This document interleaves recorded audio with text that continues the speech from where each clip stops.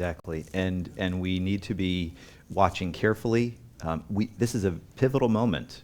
If you're seeing this as a chessboard, the pieces are moving into place very rapidly, and something as significant as what we're seeing taking place in Israel today could really shake up that chessboard and move pieces very quickly into position for the last days, the emergence of the Antichrist and the end of the age. Obviously, we're watching Iran very carefully. We know Iran is behind a lot of these attacks. They are masterminding it, they are funding it, and they are developing a nuclear weapon, and they have said they will use it. And we'll see what happens, whether this conflict opens up beyond just Gaza.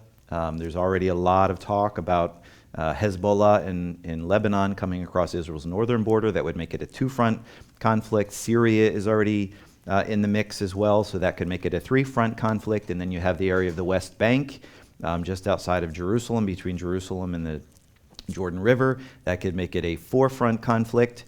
And if Iran gets into the mix directly, they are involved in the mix. But if they get in directly, that could really open up things in a horrible set of events, as a turn of events.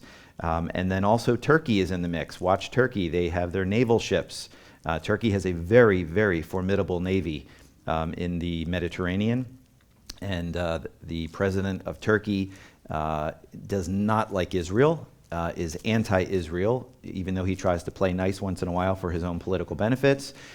He is anti-Semite. He is focused on Jerusalem and recapturing it for the Ottoman Turkish Empire. He's got naval ships that are there too. So there's so many components that are at play. So it's important that God's people keep a close eye on these things, watch for any potential peace agreements that may arise, and also be watching beyond that for some type of a reconstructed temple structure in Jerusalem on the Temple Mount.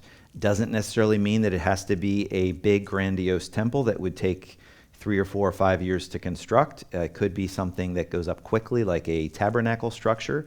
But the Bible is clear that the sacrificial system of Israel will begin once again, and that when the Antichrist arises and moves into Israel, at the midpoint, he will cause that sacrifice and oblation to cease.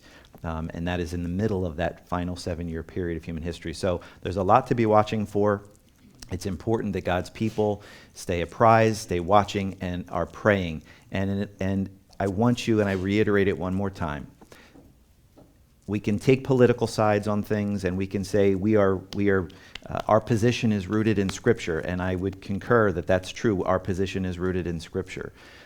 But we must also care deeply about all of the people that are involved, the innocent people that are involved in this conflict.